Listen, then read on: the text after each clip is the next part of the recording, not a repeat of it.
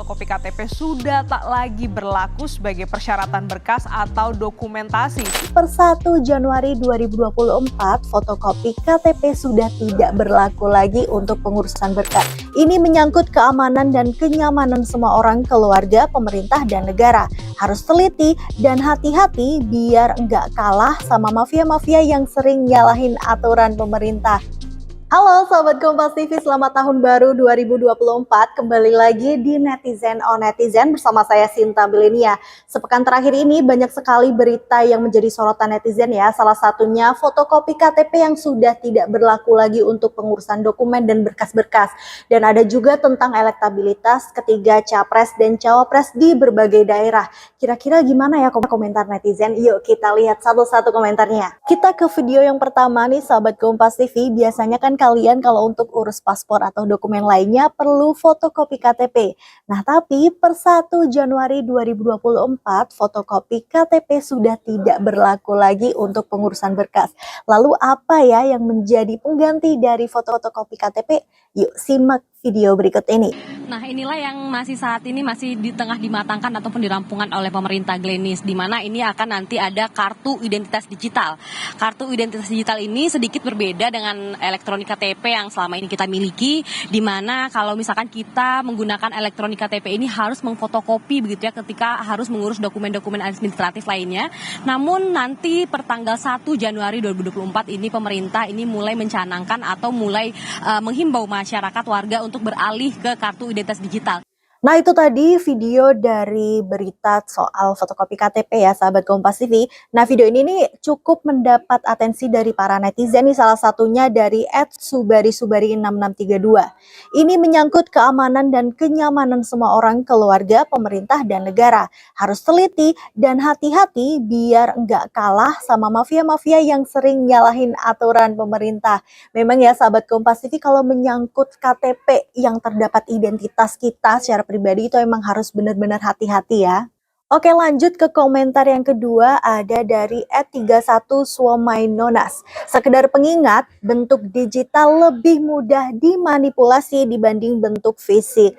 Aku juga setuju sama ini, bentuk digital itu sekarang lebih mudah dimanipulasi ya. Jadi kita jangan sembarangan untuk share KTP kita ke orang lain ya, sahabat Kompas TV.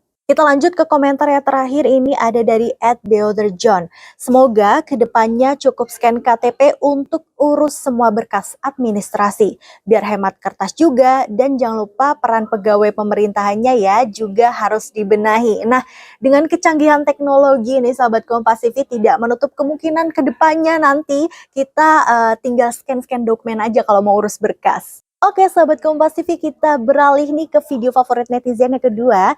Netizen ini juga menyoroti soal elektabilitas ketiga capres dan cawapres. Perebutan suara di beberapa daerah semakin ketat nih sahabat Kompas TV. Dan ada 3 wilayah nih yang menjadi lumbung suara dengan jumlah pemilih terbesar, yakni di Jawa Timur, Jawa Tengah, dan Jawa Barat. Berikut videonya. Jawa Timur menjadi wilayah dengan jumlah pemilih terbanyak kedua di Pulau Jawa. Total jumlah pemilih di Jawa Timur sebanyak 31,3 juta orang. Berdasarkan survei Litbang Kompas, penguasaan wilayah Jawa Timur, Anies Mohaimin mencapai 10% di bulan Desember ini. Sedangkan Prabowo Gibran meningkat di angka 40,9%. Sementara Ganjar Mahfud di angka 18,6%. Oke, kita baca ini komentar yang pertama dari @wawawawa8483.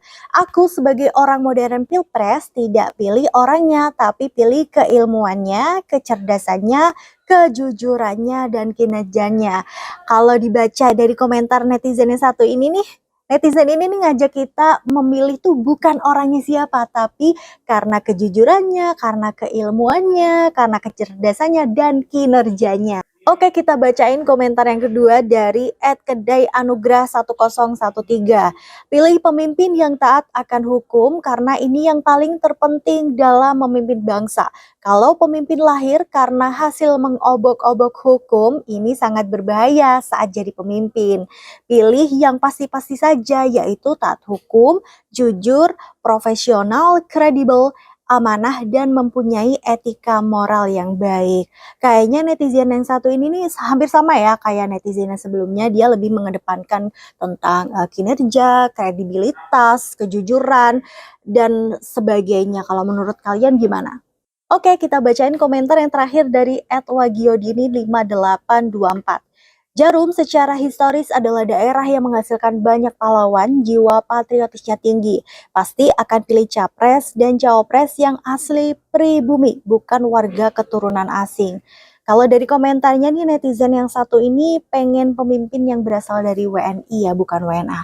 Tapi kan sahabat Kompas TV, salah satu syarat capres itu kan WNI dan tidak pernah menerima kewarganegaraan lain atas kehendaknya sendiri. Gimana dong? Oke Sobat Kompas TV, kita ke video yang terakhir nih, datang dari relawan Ganjar Mahfud yang dianiaya oleh oknum TNI. Perwakilan dari keluarga relawan Ganjar Mahfud ini menolak solusi damai dan bahkan pihak keluarga relawan Ganjar Mahfud mengembalikan bingkisan yang sempat diberikan oleh pihak TNI sebagai permintaan maaf. Berikut videonya. Ya parah Pak, parah bagian kepala sampai kaki. Terus ini kedatangan ke sini mau apa ini Pak? Mau mengembalikan bingkisan Pak dari TNI tadi malam, dia ngasih ke rumah sakit dikarenakan dari pihak keluarga tidak mau menerima, gitu aja. Oke sahabat Kompas TV, kita langsung saja nih bacakan komentar pertama dari @yanman208. Gue dukung Pak TNI yang mewakili kami rakyat Indonesia. Siap 86, lanjutkan Bang. Kita lanjut ke komentar yang kedua ini dari @jagatlangit9956. Ini bukan masalah siapa dengan siapa, ini masalah adab dan sopan santun. Saya rakyat biasa yang bukan siapa-siapa tetap mendukung TNI. Bravo TNI. Sahabat Kompas TV, kita petik saja ya pelajaran dan hikmah dari kejadian ini. Kita lanjut ke komentar yang ketiga nih dari @eyangjontrot5229. Didiklah anak-anak kita dengan budaya santun karena budaya santun adalah cerminan dari budaya bangsa ini. Saya sangat mendukung tindakan TNI, bravo TNI. Sopan santun itu kita harus lakukan kepada siapapun dan dimanapun ya sahabat Kompas TV, supaya kejadian yang kayak gini nih nggak terjadi lagi. Oke sahabat Kompas TV, itu tadi ya 3 berita yang paling banyak disoroti netizen sepekan terakhir ini. Terima kasih sahabat Kompas TV sudah menonton Netizen on Netizen sampai akhir. Jangan lupa untuk like, komen, dan share video ini. Dan jangan lupa untuk klik tombol subscribe di channel Kompas TV. Saya Sinta Melinia, pamit undur diri dan sampai jumpa.